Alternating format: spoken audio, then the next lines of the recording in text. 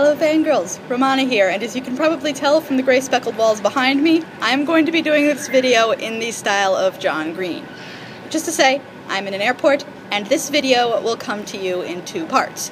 Part 1, Bad Wolf, your punishment. You posted your last video 2 days late. Now, while I understand that this was not your fault, you don't have internet at home, there are still rules about this vlog, and those rules must be followed, otherwise there will be punishments. Your punishment is to write a Doctor Who fanfiction between 500 and 1,000 words, pairing the Doctor with his sonic screwdriver. Keep it K-rated. Your punishment will be due as a note on our Facebook page, Life of a Whovian Fangirl, the day you post your next video.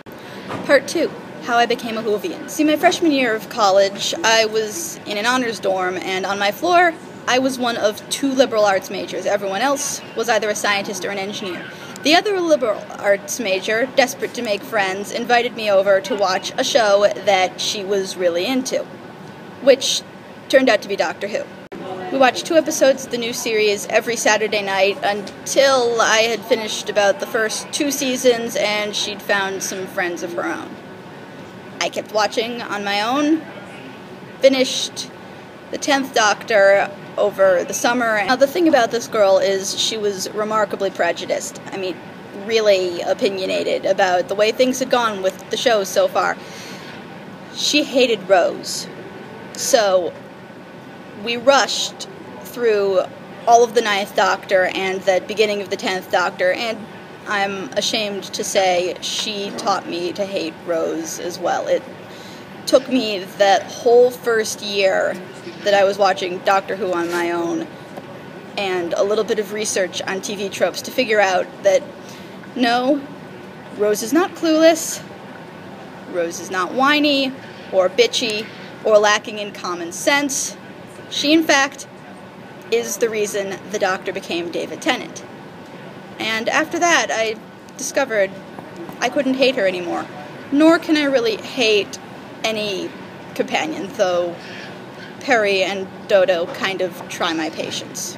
Sophomore year, I met a guy who, for the sake of protecting the guilty, I shall call Steve.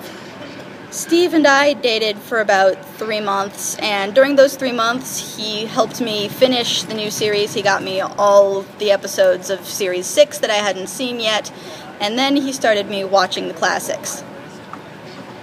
I keep seeing people go by and waiting for them to look at me like I'm crazy, but nobody seems to notice that I'm vlogging.